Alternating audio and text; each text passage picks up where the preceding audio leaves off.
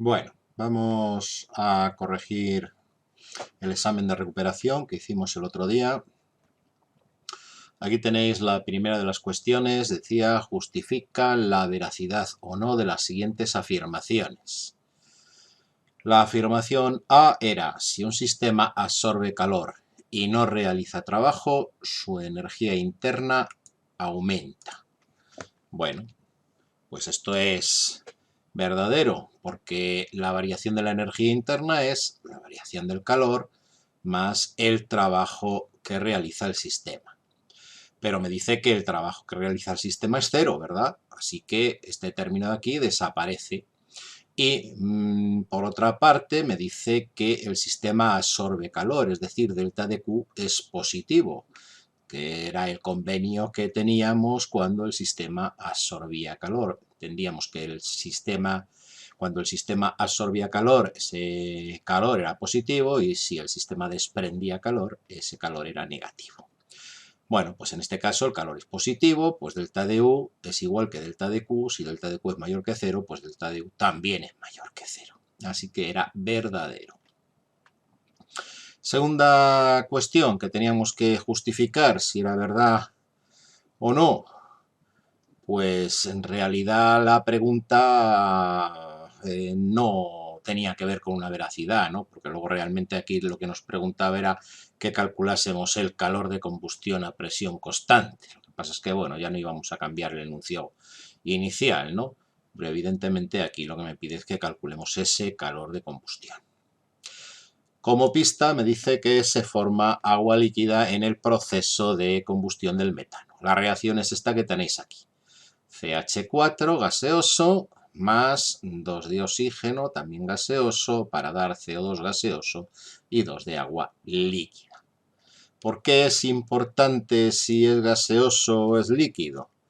Pues hombre, porque la expresión que me relaciona el calor a volumen constante, delta de U, que coincide con la energía interna, y el calor a presión constante, que me coincide con la variación de la entalpía, pues están relacionados con esta fórmula que tenemos aquí. Delta de H es delta de U más delta de N por R y por T. Y delta de N es la variación del número de moles gaseosos que aparecen en la reacción. Y en la reacción, al final tengo solo un mol de sustancias gaseosas y al principio tenía 3, 1 de metano y 2 de oxígeno. Por lo tanto, delta de N será 1, número de moles gaseosos al final, menos 3, esto que tenéis aquí, es decir, delta de N es menos 2. Sustituyendo los valores que me dan, delta de U es menos 885,4, hemos dicho que delta de N era menos 2, 1 menos 3, y R es 8,31 por 10 a la menos 3, porque recordad que esto eran julios y aquí aparecían kilojulios. Entonces el por 10 a la menos 3 o el partido por 1000 es para pasar a kilojulios. Y por la temperatura 298. Resultado final, pues este que tenéis aquí, menos 890,35 kilojulios por mol. Y esta era la cuestión número 1. La cuestión número 2 era esta que tenemos aquí. Decía, se descomponen por calor 30 kilogramos de carbonato cálcico según la reacción. Bueno, pues la reacción es la de siempre. El carbonato de calcio, CaCO3, se descompone en óxido de calcio, CaO, y en dióxido de carbono. Es una reacción endotérmica, requiere 177,9 kilojulios por cada mol de CaCO3 que se descompone. Me dice, ¿qué energía voy a necesitar si solo aprovechamos el 80% de la energía que le suministramos a la reacción? Bien, lo primero que voy a hacer es calcular lo que necesitaría, la energía que necesitaría, suponiendo que se aprovechase toda la energía. Bien, ¿cuántos moles tengo de carbonato de calcio? Pues tengo 30 kilogramos, que son 30.000 gramos, ¿verdad?, de carbonato de calcio. La masa molecular del carbonato de calcio, pues 40 del calcio, 12 del carbono y 3 por 16 de los oxígenos, 100 gramos por mol. ¿Cuántos moles de carbonato de calcio tengo? pues 30.000 dividido por 100, que son 300 moles de carbonato de calcio. Aquí hay un montón de gente que me ha hecho cosas raras, me ha dicho que 30 kilogramos eran 3.000 gramos o no sé, cosas extrañas. Bien, ¿cuánto necesitaríamos si se pudiese aprovechar toda la energía? Pues el calor que necesitaríamos son 300 moles de carbonato de calcio por los kilojulios que hacen falta para descomponer un mol, que son 177,9, y esos son 53.370 kilojulios. Eso sería con un rendimiento del 100%. Pero no aprovecho toda la energía. Necesito esta. Para tener esta, tendré que comunicarle más energía, porque no se aprovecha toda la que le comunico. El calor real que voy a necesitar comunicar al carbonato de calcio es pues 53.370 por 100 partido por 80, es decir, 66.713 kilojulios, de los cuales un 20% se va a perder y vamos a aprovechar solo 53.370. Bueno, pues vamos con la siguiente cuestión. Es una cuestión de las de reactivo limitante. Tengo cloruro de hierro, 2, FeCl2, reacciona con bario, Ba. ¿Para dar qué? Cloruro de bario, BaCl2 y hierro, según esta reacción, que ya te la dan ajustada y todo. Se hacen reaccionar 50 gramos de cloruro de hierro, 2 con 25 gramos de bario, que está aquí, ¿verdad? Y me dice que cuántos gramos de hierro se obtienen y cuántos moles de cloruro de bario se obtienen. Bueno, esta pregunta realmente no estaba en el examen, ¿verdad? Solo se os preguntaba los moles de cloruro de bario. Calcula cuántos moles de cloruro de bario se obtienen. Bien, tened en cuenta que esto está tomado de otros problemas que hay hechos por ahí. Y bueno, pues al final pensé mejor que preguntaros solo una cosa, ¿no? En vez de dos. Bueno, aquí tenéis la masa molecular del cloruro de hierro 2, 55,8 del hierro, más 2 por 35,5 de los cloros, y eso es 126,8 pues, gramos por mol. Y la masa del cloruro de bario pues es 137,3 más 2 veces 35,5 es 208,3 gramos por mol. Voy a calcular primero cuántos moles tengo de cada cosa. De cloruro de hierro 2, pues tengo los 50 gramos de esa sustancia partido por la masa molecular de esa sustancia, es decir, 0,3943 moles de cloruro de hierro 2. De bario tengo 25 dividido por 137,3, 0,1821 moles de bario.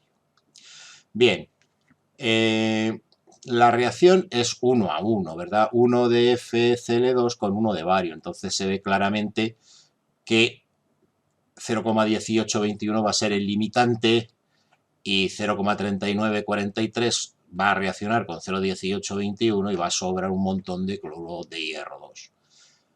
Pero, por si no os fiáis, aquí tenéis la operación pertinente. ¿Cuántos moles de cloruro de hierro 2 necesitaría? Pues el número de moles que tengo de bario por un mol de cloruro de hierro 2 que reacciona con cada mol de bario, y eso sale por 0,1821 moles de cloruro de hierro, como ya os estaba diciendo. Así que estos moles de cloruro de hierro sí lo tengo. El bario será el reactivo limitante y el cloruro de hierro 2 será el reactivo en exceso. ¿Cuánto cloruro de bario se va a producir? Pues el número de moles de bario, siempre se hace el cálculo con el reactivo limitante, y bueno, pues en la reacción se ve que voy a obtener un mol de cloruro de bario por cada mol de bario. Así que, pues nada, 0,1821 por 1 partido por 1, pues me salen 0,1821 moles de cloruro de bario. ¿Y eso qué masa es? Pues si multiplico por la masa molecular del cloruro de bario, pues me sale la cantidad de 37,93 gramos de cloruro de bario, que sería la respuesta a la cuestión 3.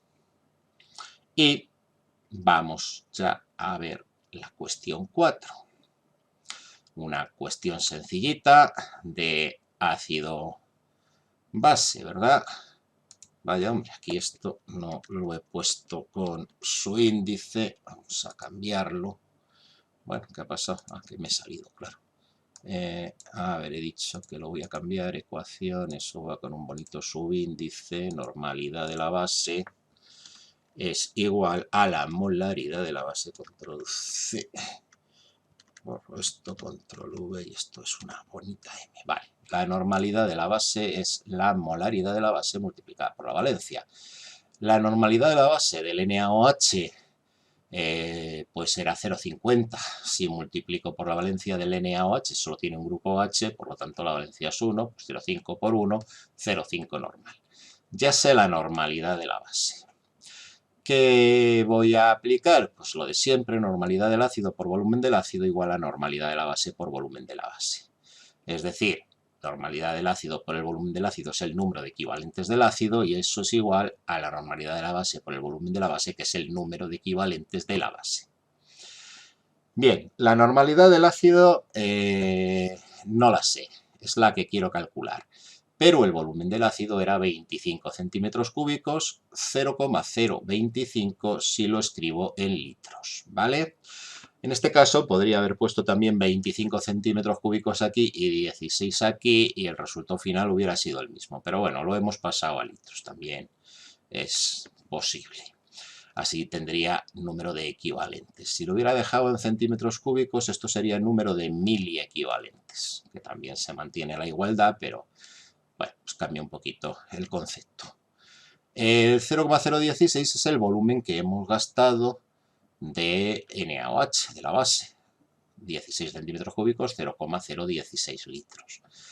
Despejo de aquí y me queda que la normalidad del ácido es todo esto dividido por 0,025. ¿Y eso cuánto sale? Pues 0,32 normal. Es decir, el ácido que tengo, ese ácido sulfúrico, tiene una normalidad de 0,32. ¿Y cuál es la molaridad?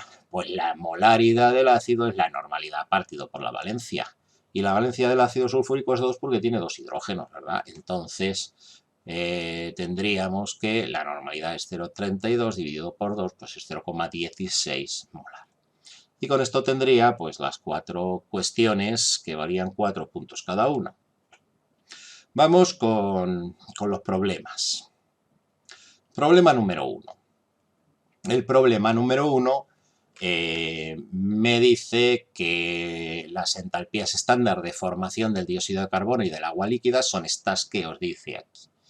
Y el calor de combustión estándar del ácido acético pues es este otro. Y me dice que en esa reacción el agua queda en estado líquido.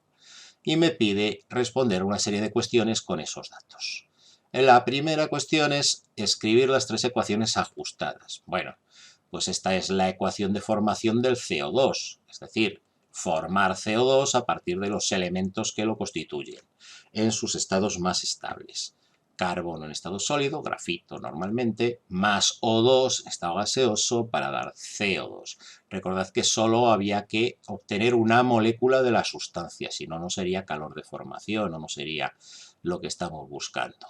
El delta de H, menos 393,5, que era el dato que me daba antes. Para el agua, lo mismo, agua más oxígeno, aquí me falta un segundito que no he puesto bien el subíndice, control C, lo pego aquí, control V. Vale, pues agua más media de oxígeno a agua líquida. Y si he puesto 2 aquí y 1 aquí y 2 aquí, pues no es la reacción de formación, lo tengo mal. Y la última, pues es ahora ya no una reacción de formación, sino de combustión. Estoy quemando el etanol con oxígeno y, perdón, el etanol no, el ácido acético. Estoy quemando el ácido acético con oxígeno para obtener CO2 más agua en estado líquido. Y el calor de combustión me dice en los datos que es este de aquí. Bueno, pues esos son los datos que tengo y estas son las 3 reacciones que tenéis que ajustar. Si las habéis ajustado bien, pues tenéis los 2 puntos que valía este apartado. Bien, luego me decía que aplicase la ley de Hertz para calcular el calor de formación estándar del ácido acético. Bien, ¿cuál es la reacción de formación del ácido acético? Esta de aquí, 2 carbonos más 2 de hidrógeno más oxígeno para dar C2H4O2. Y tengo que jugar con estas tres ecuaciones para obtener esta otra de aquí abajo. Bien, jugando un poquito con ellas, pues veo que aquí tiene que haber carbono, pues como aquí arriba había carbono, pero aquí tengo que tener 2, pues tendré que multiplicar esta por 2, 2 veces la primera. Y ahí está escrita, el doble de la primera reacción. La segunda, bueno, pues la segunda, yo veo aquí que tengo 2 hidrógenos, 2 de H2, y aquí solo tengo 1, pues tendré que multiplicar la segunda por 2. Pues ya está, la segunda por 2, esta de aquí. Y en la tercera, pues yo veo que aquí tengo el C2H4O2 entre los reactivos, y aquí lo quiero tener entre los productos. Y hay uno de cada, pues escribir la reacción al revés, pues multiplico por -1. Y luego pues voy sumando a ver qué sale. Y veo, por ejemplo, que estas 2 de oxígeno de aquí se me van con estas 2 de aquí. Estas 2 de CO2 de aquí se me van con estas 2 de CO2 de aquí. Estas 2 de agua líquida de aquí se me van con estas 2 de agua líquida de aquí. ¿Y qué me queda? Pues me queda la reacción de abajo. 2 de carbono, 2 de hidrógeno, 1 de oxígeno para dar el ácido acético en estado líquido. Vale, pues ya está. ¿Y ahora qué? Pues ahora aplico la expresión que me dice que el calor de esta reacción, que es el calor, la entalpía de formación del ácido acético, es 2 veces el calor de esta reacción, más 2 veces el calor de esta reacción, menos 1 vez el calor de esta reacción. Y esa reacción 1 era el calor de formación del CO2. Y esta reacción 2 era el calor de formación del agua líquida. Y esta de aquí era el calor de combustión del ácido acético, cambia de signo. Sustituyo los valores que me dan y me sale pues el número final, que es menos 483,2 kilojulios por mol. Es decir, en la formación, la reacción, el calor de formación del ácido acético es menos 483,2 kilojulios por mol.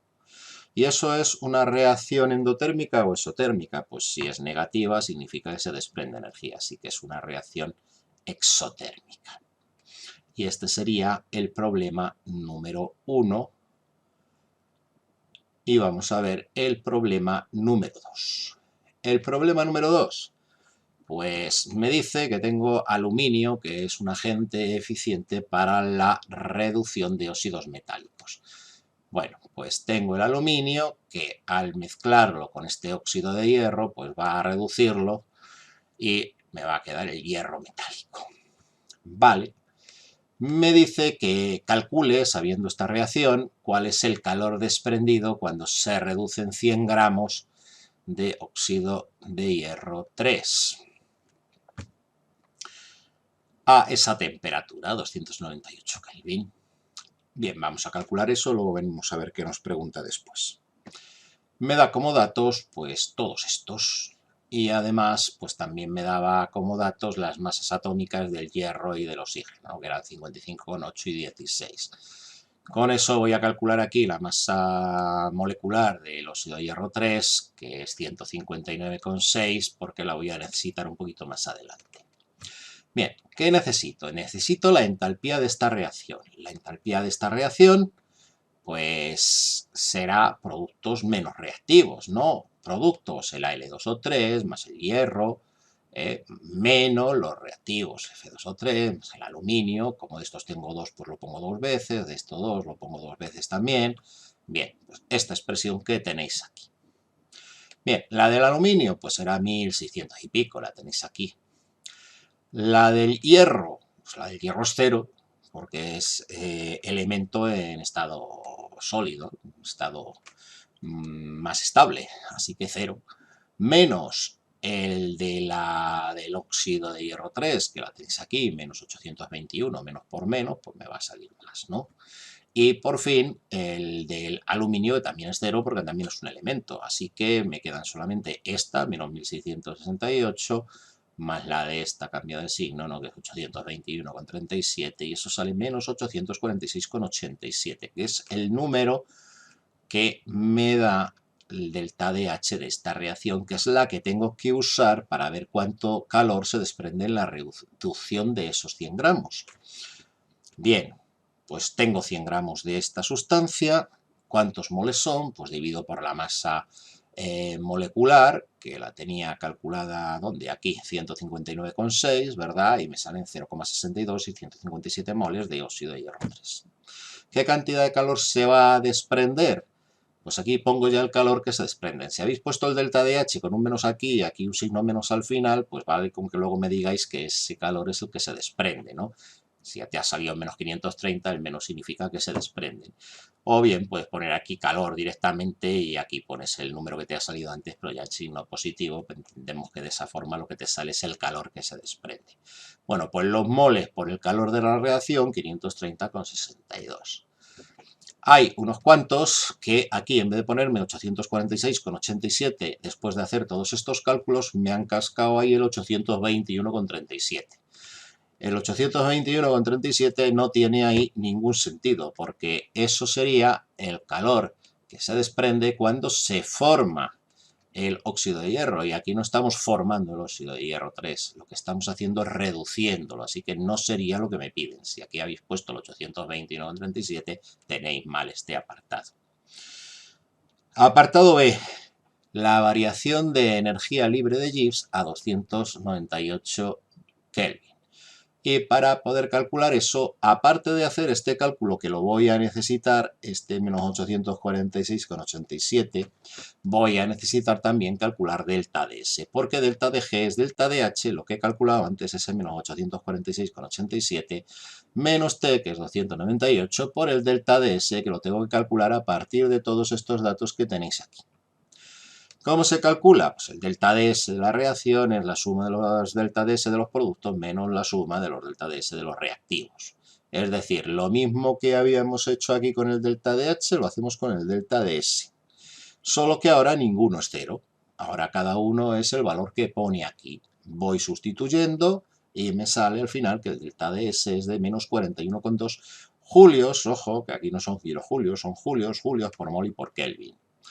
Y eso es lo que voy a tener que meter en esta expresión. El delta de G será el delta de H menos T por delta de S. El delta de H es lo que he calculado antes. La temperatura 298. El delta de S menos 41,2 julios por mol y por Kelvin. ¿Por qué divido por mol? Para que en vez de ser julios por mol y por Kelvin sean kilojulios por mol y por Kelvin. Así que, importante, dividir por 1000 ahí. ¿Y cuánto sale esto después de hacer todos los cálculos? Pues sale menos 834,6 kilojulios por mol.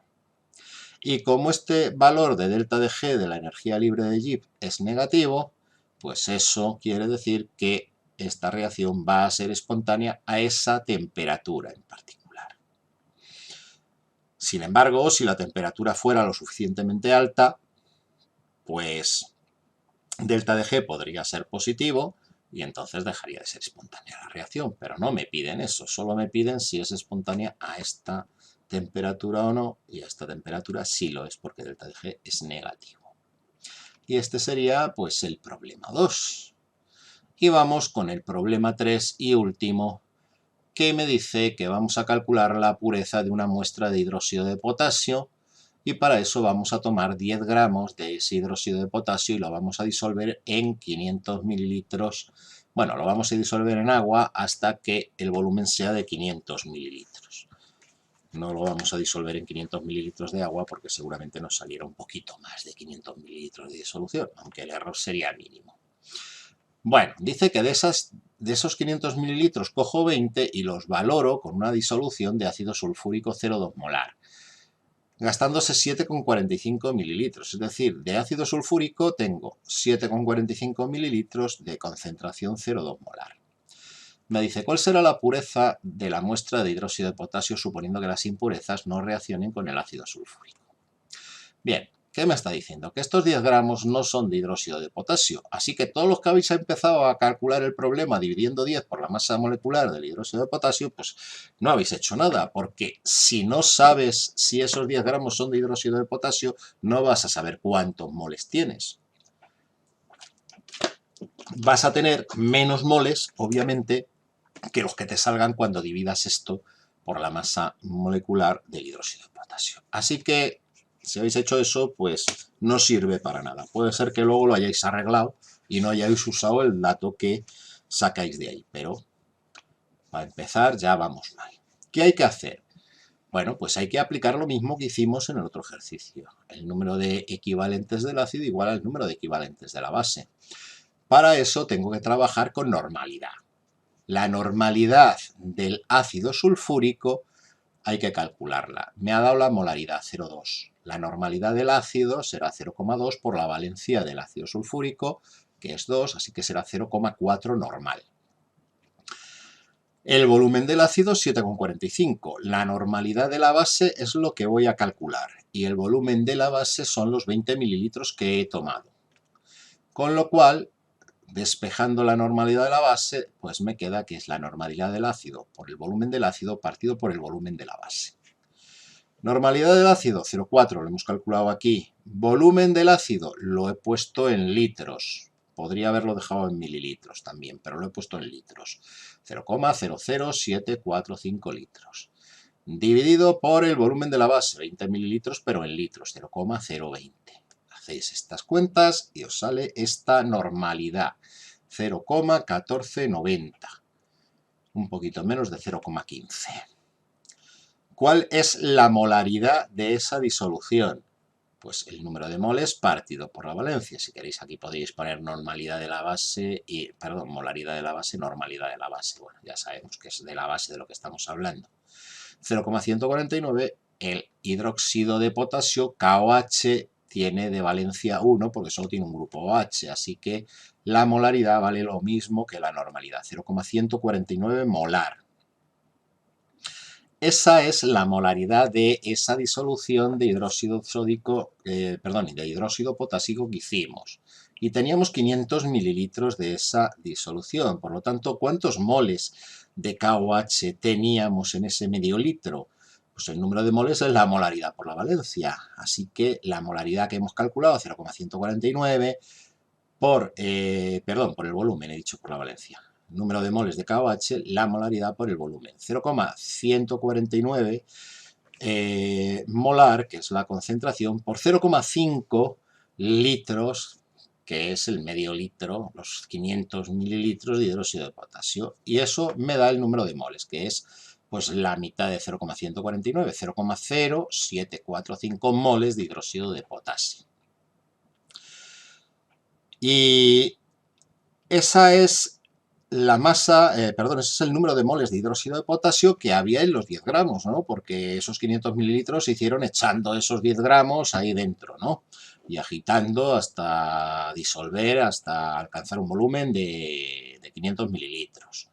Bien, ¿cuál es la masa de hidróxido de potasio que hay en estos 0,0745 moles?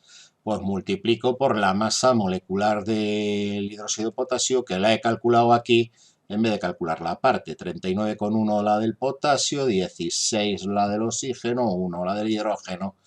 Bueno, pues eso es 56,1 por 0,0745, me sale 4,18, 4,180 gramos de hidróxido de potasio. Ese es el hidróxido de potasio que había de verdad en estos 10 gramos. Los otros 5 gramos y pico pues eran de impurezas. Vaya usted a saber de qué impurezas. Bien, ¿y cuál es la pureza entonces? Pues la pureza es la masa que tengo en realidad de hidróxido de potasio, 4,18, dividido por la masa de muestra que tenía, que eran 10 gramos, y multiplicado por 100. Y 4,18 dividido por 10 y multiplicado por 100, pues es 41,80%. Esa es la pureza que nos están pidiendo.